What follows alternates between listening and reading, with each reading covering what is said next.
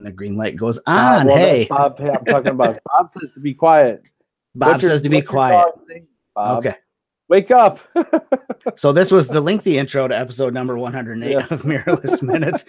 We had a lot of banter going on pre-show. So we've got on special guests, Megan Crandlemire and Mark Miller. If you've been watching or listening to the show for any length of time, you'll have, I'm sure, heard either one of them or both of them throughout the course of our episodes here. And we've got them on for a special reason tonight because they both work with Mike and I on workshops. Megan and Mike did one I was gonna say last year. We're not into next year yet, so it's this year. They recently did a workshop, a couple of months ago, in New York City together. And Mark and I, around the same time, also did a workshop together in Michigan's Upper Peninsula. And we've got them both back on as guests because, again, we are working together as groups here to do workshops in 2019. So we're going to talk about those tonight. That's really the highlight of this show, is to talk about the workshops we've got coming up in 2019. We want to build up a little hype around those because they're going to be incredible workshops. So I'll stop babbling here, and I just want to say, hey, welcome back, you guys. Good to have you on. Thank you. Glad to be on. Thank you. It's great to be here. I'm glad that we actually got this to work out because, well, everybody knows we were supposed to have one the other Monday, and then we moved it to this Monday, and then there was always this fear, are we going to be able to coordinate not just Mike and myself, but you guys as well? And, well, here we are. It worked out, weather permitting and everything, because we've all had some crazy weather. Yeah, for sure. We have, I can see everybody's, I'm looking at the chat room. It looks like everybody's talking about the weather. Right, yeah. I mean, it has been that kind of day. It's actually across the Midwest, which I think is the place we have most of the viewers anyways. Well, really is. We know that we have a bunch from there, but and then tonight too, Jamie and I will talk just a couple of minutes maybe at the end about our workshop together. We'll talk a little bit about it. We can mention there's still time for voting. We'll put that link in there, but I think somebody, I'm not even going to get into any kind of voting jokes because there's too many. There were no hanging chads in our votes, but and there was no electoral college involved with this one. No, there was not. But I think the votes were padded a little bit towards a certain city, Pittsburgh. So I guess let's get rolling with the show. And I'll tell you what, you guys have the most visually interesting way to talk about your upcoming workshop. So I'll kind of just let you guys lead off with this. I know Megan has some images to share, and I'm sure you guys will both talk about what we're seeing on the screen as she does the image share and about your workshop coming up. Right. So Megan, you wanna cue up the pictures and maybe go through? Do you want to talk to the night one first? Yeah, you want to tell people about how we split it into, we have two workshops. Two workshops. You could really couple them together is what we're thinking. And then the other thing we're thinking is we may get some local people because we're going to do something a little different. Is if it's going to be a sunset workshop, night sunset workshop, Roosevelt Island. But the key piece is if we know it's going to be pouring the next day, we're going to be able to cancel the workshop and you'll get your money back. So there's not going to be a real risk from that sense because we both are going to be there anyways. So we could go shoot the rain, I guess, if you still want to come out. But we're really looking forward to some cool sunset shots, and I'll let you sort of take it away if you want to maybe share some photos from that. So let me share. Can you see that? Yes. Okay, awesome. Look at that tram, Jamie. I'm sorry. It looks like Whistler, huh? Yeah, so our idea for the Friday night workshop is we're going to head over to Roosevelt Island. And some people who aren't familiar so much with New York City may have never even heard of this island, but it's just east of Manhattan, between Manhattan and Queens. Around where Central Park is, it's just kind of due east of there. And you can get there via a tram. And so in this photo on the left, you can see kind of the wires for the tram. The bridge that you're looking at is the Queensboro Bridge, and that takes you all the way to Queens. That does not stop at Roosevelt Island. And so I believe it's just the tram and the subway that gets you to Roosevelt Island. So we're going to head over there around 6 o'clock. We're going to meet at Grand Central, make our way over there. And on Roosevelt Island, there is a park at the south end of it. And if we have time before sunset, depending on how long it takes us to get there, we may hit this park. This was this interesting kind of, monument thing. It's a little weird because the head looks like it's floating. I was just going to say, it really looks like it's floating. Yeah, it's Wow. creepy even in person. So yeah, but that's nearby where we're going to be. And the other thing that's interesting on the island is there is a smallpox hospital that's there that's clearly abandoned. So if we have time, we may be able to see that as well. They're still not treating smallpox. Yeah, this is how well the treatment went, I guess. Yeah. So these images were all shot during my 52 Magic Mondays project. And it's funny because I just went back, that was a couple of years ago. And I think I was really into my fisheye when I went out here because everything is fisheye. So the next one's fisheye. I'm like, okay. It's funny, a couple of years later. But this is, again, another view of the Queensboro Bridge down on the promenade kind of area. And you can also see, obviously, the tram, which is what we would take across. And the bridge just lights up beautifully at night. So after sunset on this island, we'll get some nice skyline views of Manhattan at sunset. And then when it gets dark, we can shoot the bridge. And this is an example of the type of image we're going for. This is not my image. This is actually a stock image because I hadn't been there at night, but obviously I've been there to scope the promenade. And Right. That's cool. Yeah, so that's really the idea for the Friday night workshop is 2-3 hours on the island doing maybe a little bit with the park and then sunset and then some night shots of the bridge. And Mike, what are your thoughts on even live composite? I think we're going to try to do some live composite when it starts getting obviously a little darker from that bridge. But the other thing too is, we'll have where are we going to meet again? I'm trying to look at my notes. We're going to meet at Grand Central. So we're going to meet at Grand Central. So we're going to have some street shooting, on the way there too. There's no doubt. Absolutely. And did we even say the date of the workshop? Because this one is May 31st, 2019. Right. So Friday night. Yep. May 31st. And nothing, people are pretty calm Friday nights in New York, so there shouldn't be anything going on. There might be a couple of people out and about in the streets, so if we get lucky.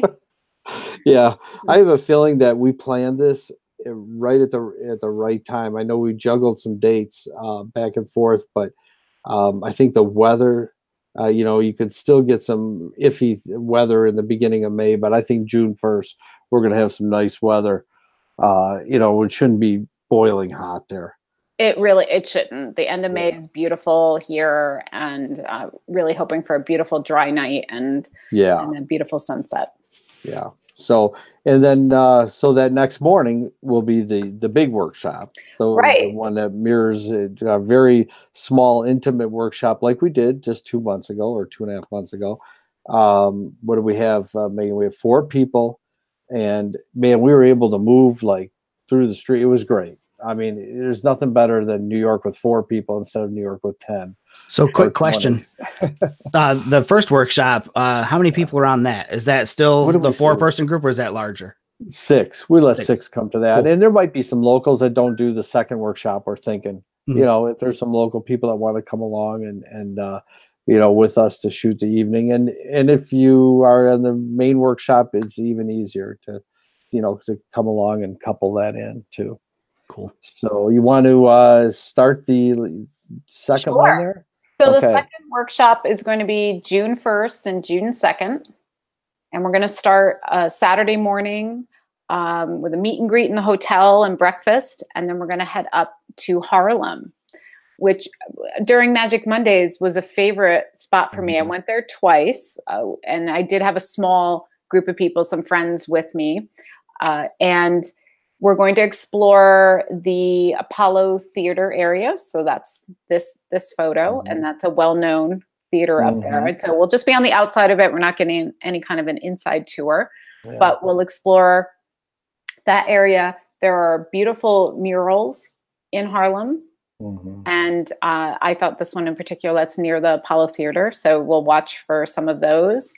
And just the interesting people in the streets, and the architecture there is amazing. There's a church that I'm going to take us to that has the most intricate detail on the outside. I've just never seen anything like it. Mm-hmm. And also beautiful brownstones. Yeah. It's, I think originally, if I remember my history of Harlem correctly, it was built built up with Italian Americans living there. Mm-hmm. And then, things shift and people move in and out and stuff, but you can really see some of that influence in the architecture. And during Magic Mondays, 52 different Mondays in New York, I would have to say that the people in Harlem were the friendliest of all the people in all my weeks. So I'm looking forward to that.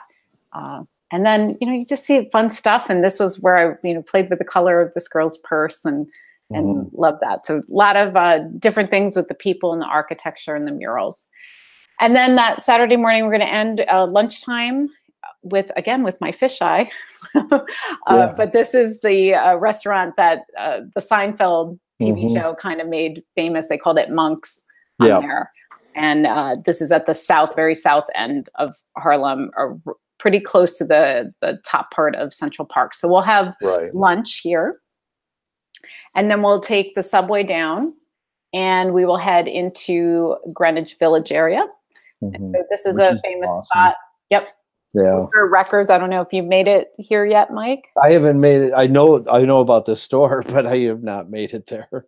It's so awesome. And there's this cat. They always have this cat, and it's always sleeping in a box right at the top of the stairs by all the records. So I always say hello to the cat. But we'll explore the Greenwich Village area. This was another fun shot, and this one I've seen in other blogs and stuff, but I happened to come by it one day. It was a neat area. So again, good architecture there, good mix of people, and we will hit Washington Square Park as well with a beautiful fountain.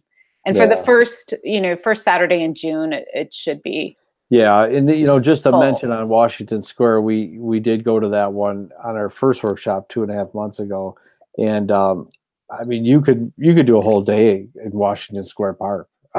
I've never seen so many people and so many different ways to shoot them, and it was packed, wasn't it, Megan? I mean, it just was crazy. It was, and there's always a mix of families and musicians. Maybe a protester. Yeah, I mean that's it. I mean it went from protesting to people playing chess to some guys that figured out the arch, and I've got pictures actually I want to put out this week. The arch, one of the arches there going into the park. Two performers. The guy was singing underneath it, and it became like his own. What would you say, speaker system, right, Megan? It was so loud. The acoustics. The acoustics were amazing, and it just went everywhere. I mean, they really had it locked down. You could tell that they had figured this out. I know. I think you can be a singer and be tone deaf and sound good under that arch. I think so cool. too. And it was really, plus he was doing Motown, so I was happy. So you were happy, yeah. And I mean, I think our workshop attendants, I know those ladies were going crazy. They were, really everybody was taking pictures of him like nuts. They loved it. I got cute video with the with our people, and it was fun. So it'll be morning in Harlem, afternoon in Greenwich Village in Washington Square Park. Then we'll take a couple hours off to rest because we will walk a lot of miles, and then we'll do some night shooting. And we can't totally take this photo. I was scoping for our workshop here in the spring a few weeks ago. I was there on Halloween night, and the shot that I wanted to take, I couldn't take because this is on Park Avenue looking north, and Grand Central is at the bottom half of the photo, and you can see the MetLife building behind Grand Central. And there's a tunnel, this short, 10-block tunnel on Park Avenue. And I wanted to set up on the top of this little bridge over the tunnel and get cars coming out of it. But the tunnel happened to be closed for 2 months. That's the day I was there. Couldn't take my shot, but I ended up being on the stand where the cars come out of the tunnel. And that's where this shot is from. But we'll be able to shoot just a little bit back from here. And so we'll do this shot. And for Olympus people, we'll be able to play with live composite. Yep. And if you're, and again, then I know Jamie will speak to this too, and Mark on theirs. You do not need to be an Olympus shooter. Do not need to have micro four thirds. Hey, bonus if you are, because we'll be working with live composite, and we'll have a couple test kits there too. So if you're a Canon shooter and you want to shoot live composite, me and Megan are all in for helping you. And there's only 4 people, so this last time we got lucky, all 4 were Olympus shooters, but I bet you at least 2, if not 3, are going to be Olympus shooters, and everybody helped each other. So it was really a cool way to do it. And we'll probably have a few, hopefully we'll have the kits again, and we'll have a couple of camera bodies. So you can at least just play with it, and we can help you just try the live composite if you don't have it. For sure. Yeah. And then we have another spot that we're going to shoot at night as well. And you'll have to come with us, but you should be able to get the Chrysler building along 42nd Street. So it's another great night shot. And then, any street stuff in between. So that's our Saturday night. And then Sunday morning, we are going to head off on the Staten Island Ferry, which leaves at the southern tip of Manhattan. Near Battery Square Park, and we'll take the ferry over to Staten Island. There is a 9/11 memorial there, right near where the ferry docks, and you can see in this photo, way in the distance, the Freedom Tower. Yep. And so that's kind of a beautiful place to shoot. And then, if time allows, we can take a bus down to one end, and that's the Verrazano Bridge, which connects Staten Island to Brooklyn, and there's this old fort there as well, so it's kind of a neat shot. So depending on weather and time, we may head over there. And then this is my dramatic tones of shooting right under the bridge. I love using dramatic tones for a shot like this, where you just get that like interesting color. And the Staten Island Ferry, people don't even realize that that's free, and it takes you pretty darn close to the Statue of Liberty. And I shot this during Magic Mondays, and there was a fire in New Jersey. So I like this image just because it looks like something's on fire. Yeah, something's going on. Yeah. Wow. Yeah, that's cool. Yeah. And this was also taken on the ferry. Oh, that's cool. Right from the ferry. Yep. And I just happened to get a bird in there. Yep. A gold model for me. And this is my favorite. We're not going to be at this time of day, but this was one of my favorite shots from Magic Monday. There's kind of this sunset, and again, dramatic tones, just a quick shot off the ferry. And it became one of my favorites. And everyone got this for Christmas. It looks like the pirates are taking over New York. Yeah. They need a big, Norse head on there or something. Exactly. And then once we're off the ferry, we'll be right near Battery Square Park. There's some beautiful memorials there. This is called the Unknown Soldier. Really interesting to shoot no matter what the weather is. If it's raining, there's beautiful reflections. We get a sunny day. And the art piece behind it was present at the World Trade Center when the planes hit, and it was severely damaged but survived, and they moved it here to Battery Square Park. And there's also an eternal flame right in this area, right by these 2 monuments in remembrance of 9/11. And then we'll head to the Oculus. And I know Mike can speak to this building. You love it. Jamie and I can too. It was some of our best fun photos, I think, in New York. The place is just crazy, and if you're bringing a 360 camera, get ready. This is the ultimate 360 place to shoot from every angle. So lots of fun. The Oculus and crazy. Busy. Yeah. And this is just a shot from the outside of it. And so that's going to be our Sunday. We'll do the Staten Island Ferry over to Staten Island, maybe shoot the Verrazano Bridge, come back and do this Battery Square Park and the Oculus. That's excellent. Thanks for sharing those too. That helps a lot, give everybody an idea. So one of the other things too, and I know Jamie will speak to his, and Mark will let them go, but is we will have a pre-workshop hangout on Google where we'll talk a good half hour to an hour's worth about street shooting and what we're looking for and what to prepare for our trip. That'll be about a week out, a week and a half out. We did it last time. And then about, what did we go, 3 weeks after? Yes. Maybe this last time, we about 3 weeks after, give everybody a chance to look at their images, and then we'll have a good long hangout where we'll all share images, 5 to 10 images, and talk through them, and have a lot. That was a lot of fun, and everybody. I mean, I didn't get anything to drink, but I know others were drinking while they were on there.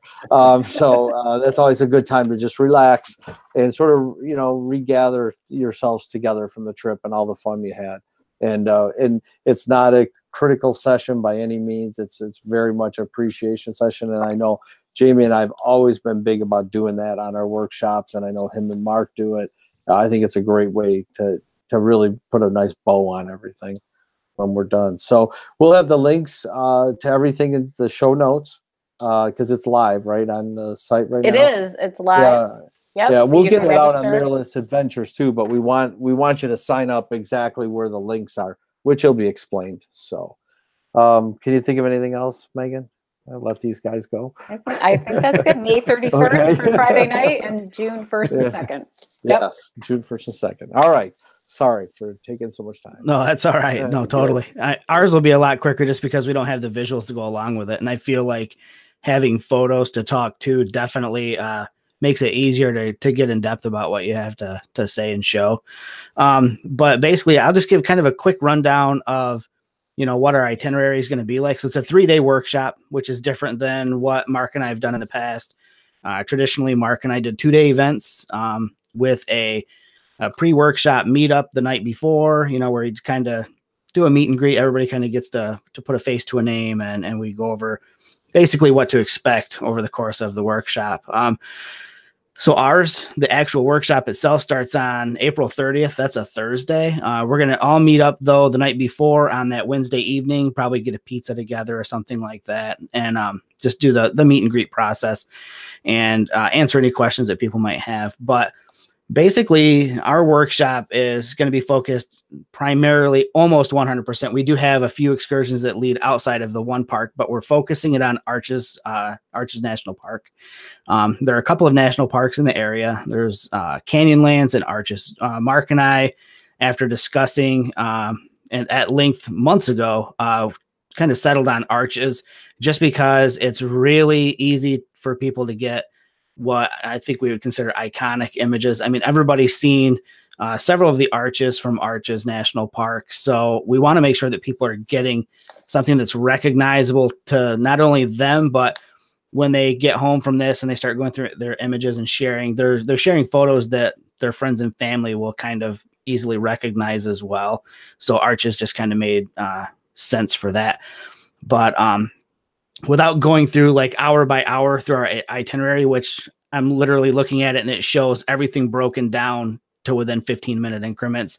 We're not that rigid with it, but we just do that for our own organizational purposes so that we have, you know, exact times for travel between locations. It's really important to us to kind of have it narrowed down that much. But for 3 days straight, we'll be shooting from sunrise until into the night hours, potentially late at night on 2 of the nights. If we want to present people with the opportunity for astrophotography, we find that a lot of people don't live in areas that offer that as an option. Even here in Michigan, where we live in southern Michigan, seeing the Milky Way it's almost impossible to get like a great photo of the Milky Way. You need to drive hours and hours north. We'll be in one of the darkest places in the country, and we want to make sure that people have the ability to capture images of things that they just can't see when they're at home. And Milky Way is going to be a big thing for that. That time of year, Milky Way doesn't present itself until pretty late at night. Actually, I guess you would probably be better off saying really early in the morning. So again, potentially a couple of these nights could run really late. The itinerary is structured as such so that if we do run a super late night, we're not forcing everybody up into a pre-dawn rise and go shoot situation. But I'll give you just a really quick rundown of what one day might look like. So basically we'd all do a meetup in the lobby where Mark and I will pick everybody up and drive everybody. We've got a van set up like we've done in Atlanta and like Mark and I did in the UP. So you just sit back and relax. If it's too early in the morning and you're tired, you can just sleep on the drive to the first location for sunrise. But, you know, a typical itinerary is going to be like we'd arrive at, say, Turret Arch, we'll get our group in position to shoot. We've got everything planned out using photographers' ephemeris and things like that to know where to be and when to be there.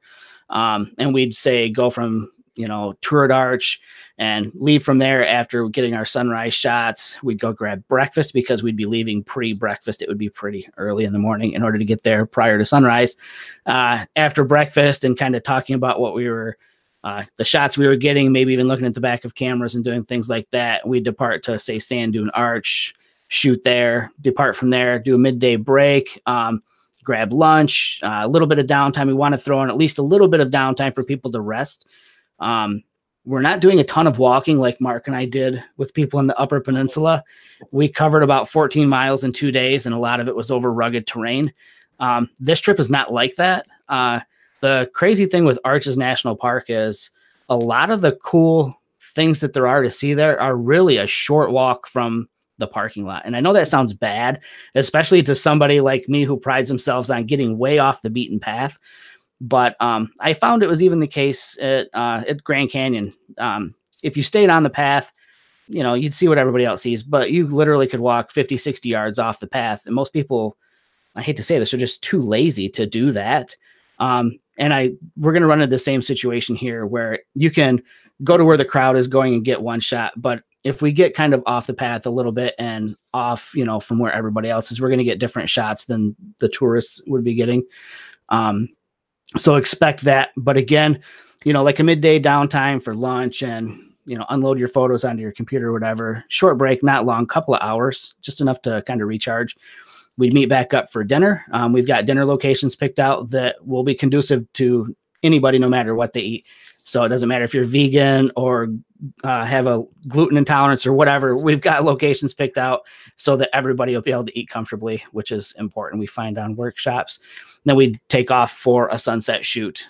We'd shoot sunset, probably leave from sunset and travel off to a secondary location. And you've got time to burn because it doesn't get late until about 8:45 or so. So we let it get dark. It might be time again where we recoup and we kind of do like a little classroom session where we're talking about things that we're going to be expecting to encounter as far as settings that you need to be using, lens selection, things like that for doing astrophotography. And we've got locations picked out for astrophotography for 2 nights. And if you want to do some Googling to just check out images, I mean, you can quite literally just do something like balanced rock astrophotography, and you'll get an idea of something that we're going to be shooting. That's one of the locations that we're going to shoot at night. Not going to give away the other one. But that's basically the rundown of what a typical day would look like. A pre-sunrise meetup in the lobby, load onto the van, drive to location 1. We're going to shoot sunrise there. Lots of times, or on 2 of the days, we've got in-between locations that go after sunrise and before noon class. And I'm sorry, I'm reading the chat room. Somebody said 5-day class. I'm like, no, that's not us, not 5, 3. But we do have an Airbnb rented as well. Speaking of classroom time, because that is something that's really important, that Mark and I wanted to make available. And that is, we're going to set up, a lengthier classroom time. It's going to be about 4 hours long, where we're going to order in pizzas to the Airbnb. We're going to have everybody bring their laptops. We're going to get all set up, and we're going to kind of do what Mike and I did in Atlanta, where in Atlanta we did, there was a little bit of post-processing, probably not a lot. I think a lot of people just spent the time going through their images and then doing an image share. And we're going to do something very similar on this workshop, only instead of it being people more going through their photos, prepping for image share, Mark and I want to spend some time going over landscape image processing techniques. I know Mark and I have developed techniques that we prefer personally ourselves, that we'd like to share with everybody. And even though you might not necessarily use the tools to get the same look that we do, you can still use the techniques that we do to develop your own look. And I think that that's going to be a really fun thing. I know we find that when we start talking about different ways that we're using tools in Lightroom, it never fails. People are always like, oh my, I didn't even know you could do that. Or like, how did you figure that out? Or, yeah, that was the biggest part of Atlanta, I think. Yeah. So just the sharing of those ideas. Right. So that's going to be fun. And the class size for ours is larger than the New York City workshop. quite a bit larger. It's open to 10 people. We've already got one person signed up, and it's crazy. She's actually sitting right here. Megan is coming to Moab with us. Yes. Totally The street stoked. girl is going to do landscape. I'm so excited. Yeah. It's going to be such a good time. It's going to be so fun. So they're 9 seats left Megan, now. I don't think there's any Ubers or Subways out there. No, I'm going to make do. I'm ready for, yep, I'm ready. nobody's going to make you eat rattlesnake or anything like that. Yeah, no. It's pretty civilized out there. Yeah. So. Yeah. But that's basically it. So you could plan on this workshop being, it's 3 full days. A couple of the days are going to be sunrise into the wee hours of the morning, potentially. Again, we don't want to shortchange anybody on getting the most that they can possibly get out of this. Cause I know for a lot of people, this may be a once in a lifetime opportunity to visit somewhere like this and shoot. And I would be devastated if you did not leave with a ton of images that just blew your mind. That's my goal. My goal is to make sure you get images that just totally rock your world. So again, that might mean that we're out until 2:00 in the morning to make it happen, but hey, it'll be worth it. Yeah. So, hey, I got a couple of questions that I didn't put in the chat room. So like, what's the weather like there at that time in May? I'll let Mark talk for a minute because I've been running my mouth. I feel bad. Yeah. Okay. So maybe Mark could talk. Yeah, that'd be better. I'm sorry. Yeah, it's cool. It's pretty mild out there that time of year. That's why we planned it. For late April, early May. You're going to see kind of high 60s, 70s during the day, which is going to be really nice and comfortable. Perfect. And then when we go out at night, it's going to dip down around 40. So you're going to have to kind of plan accordingly, have wardrobe with you. Yeah, I think so. Yeah. Keep you warm at night. Yeah. And it's springtime, so you never know what we're going to get weather-wise as far as, some possible storms and rain.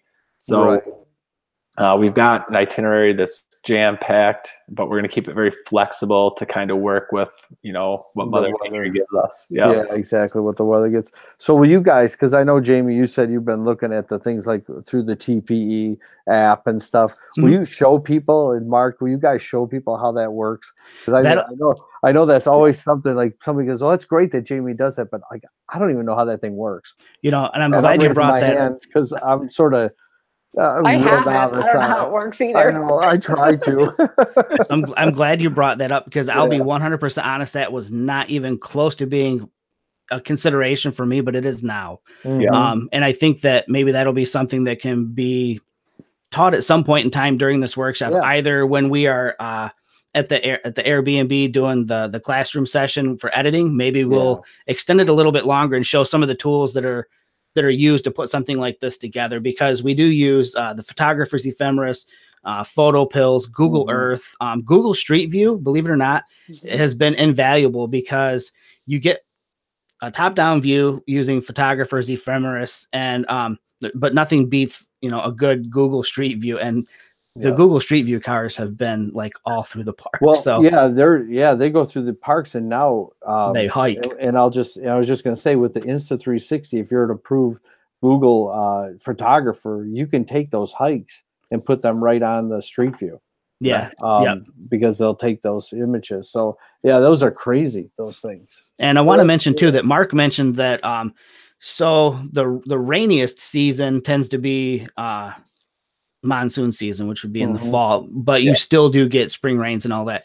And again, that was another factor. So Mark and I looked at temperature, because it can get hotter than holy heck in the summer, which we didn't want to do that. I'm too fat for hot, so we'll just stick when it's comfortable. But we didn't want to go so early in the year that it was cold and uncomfortable, and people had to like dress like super heavy. So we tried to find what was ideal and have to work it around. There are a lot of big events because it's a huge area for off-roading and mountain biking and things like that. So the time frame that we worked out seems to be avoiding all the big events, which is good, but it also coincides with the potentiality. Is that even I don't know. It is. The potential for spring wildflower blooms. So I was going to ask you, because some of these locations, while it's great to have a huge focal point, I'm a sucker for foreground and layering images. So if we can time this out and get lucky enough to where we've got spring wildflowers to throw into the frame, I think that's just going to be a bonus as well. And a big fan of storms and crazy clouds. So if we do get some weather, generally the area is you'll see it coming. So we can actually work that into shots as well. No matter what, this is going to be great. I'm just pumped. Oh man, I think it is one of those once in a lifetime things you go to say that you've been there and you being able to take them, like you say, only 60 yards away. You don't have to go where all the holes for tripods are. I think our longest hike on this is 1.6 miles round trip. Yeah.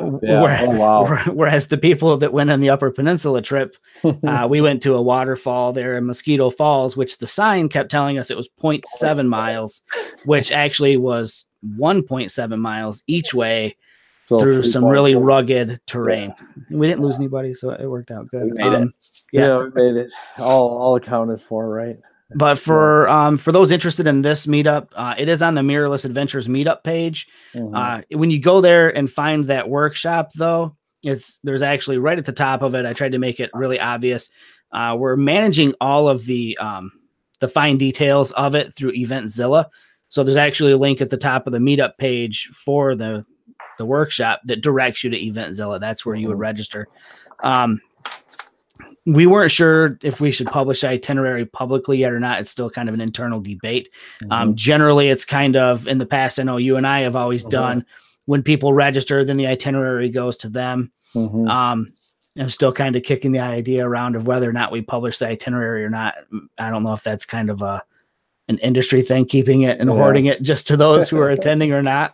I'll figure that out in a little bit, but Megan's got the itinerary coming her way tomorrow. So, I guess that's about all we've got to say. Really quick though, for those curious about it, getting into Moab, we talk about it again on the Eventzilla page, but just quick point of reference. Salt Lake City is about a 3.5-4 hour drive. Denver's about a little over a 5-hour drive. You can fly into Grand Junction, Colorado, about an hour and a half. And then there are direct flights right into Canyonlands Airport. And I think I listed them in order of expense a little goofy, but Denver's probably the cheapest flight for most people, followed by Salt Lake City, then Grand Junction, and then Canyonlands. I'm flying into Denver and picking up the van there. And not just because it was cheaper, but because I am dying to do the drive over from Denver to Moab. It's going to be astounding. So I'm coming in a couple days early, partially just to do this drive. So I think a lot of people would benefit doing that if they're going to come out a day or so early. I agree. Save a few bucks and enjoy the trip. So, and speaking to that as well, if you are somebody who registers for this and are curious about the route that I'm taking to get to Moab, let me know, especially if you sign up for the workshop, for sure. Let me know.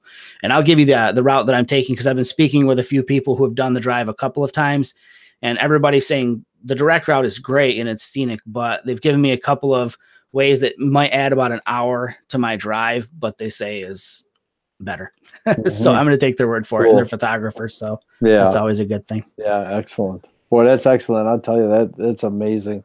I mean, look at we're offering 2 great workshops. You can go to City and you can go to Moab. I mean, where else, you're going to be able to do that? And then we're going to put something together when we do ours.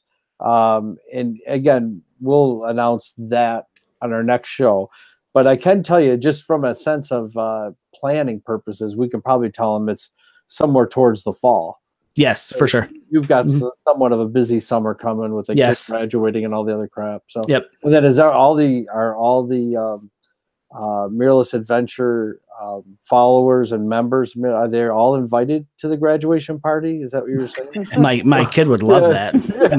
My wife might bring something. My wife might have something to say, but my son would like it if everybody we could like triple Eden Rapids, the population of my town, for sure it would. And then also, so before we go, we did also want to talk about the workshop that Mike and I are going to be doing in the fall, like he's talking about here. It's looking a lot like Pittsburgh, folks. Yeah, it really is. It seems like the vote was padded really heavily towards Pittsburgh. So you know what to do. Be registered at meetup.com/Mirrorless Adventures. Make sure you're part of our group, so you can be notified of that one. That'll be a fun one too. I'm really looking forward to that. I'll be honest with you, Pittsburgh is a new location for me. I know enough about the area to know what I'm in for, which is cool. And so just kind of keep your eyes peeled for that. And we're not done releasing workshops yet, I don't think. Yeah. I know Mike and I tend to try to do some free ones over the course of the season. I'm sure we'll throw some of those out there. And Mark and I are still talking about another workshop in the fall to the Upper Peninsula, a different region of the Upper Peninsula this time. And we'll try not to work anybody into the ground on this one either. But hey, Mark, I got an idea. I was just thinking maybe you and I should do a workshop on how to shoot a graduation party. Go to a graduation party. We'll bring about 20 people with us. All right. How much you can get. It won't look awkward at all. My kids grew up around camera. That they got to be dad's friends. Yeah. So I guess with that we can close out tonight's show. So thanks you guys for tuning in tonight. And again, thanks for being members of the Mirrorless Adventures Meetup group. And if you're not a member of the Mirrorless Adventures Meetup group, make that happen. It doesn't cost anything to do it. And you're at least notified if there's an event in your area. And as you can see, we're literally spanning both sides of the country in 2019, at least once, maybe more. Does anybody else have anything to say? I felt like I've talked a lot tonight. No, did great. I think, I've got it. And I just look to the links and we'll get it out for everybody and start answering questions. I know it'll happen quick. We sold out quick, and you guys are going to probably do the same thing. So it'll be a blast. Oh, and one more thing before we go. So on the next episode, I'm going to give you a teaser of what I'm going to talk about. I'm going to talk about this. So Jamie started doing DJing. Yeah. Watch out, hold on. So you may have heard of the loop deck. A lot of people kind of probably saw that run through the media cycle as far as photography is concerned. It's just another way of editing without having to use a mouse and keyboard for everything. The loop deck is about $300, I believe. This is a MIDI. Good Lord, what do they call it? A MIDI controller. I'm like spacing out here. So basically the same thing a loop deck is, except this one was made specifically for music, but using an open source piece of software, it allows me to edit without touching my keyboard. It just got it the beginning of the weekend or the end of last week, and I've been setting it up, and I'll tell you what, wow, this is incredibly cool. And I'm really looking forward to talking about it on the next show. So stay tuned for that as well, you guys. Excellent. Like, you guys want me to hit the red button and stop talking? Hey, all right, everyone. Thanks for tuning in. See you in New York and Utah. Yeah.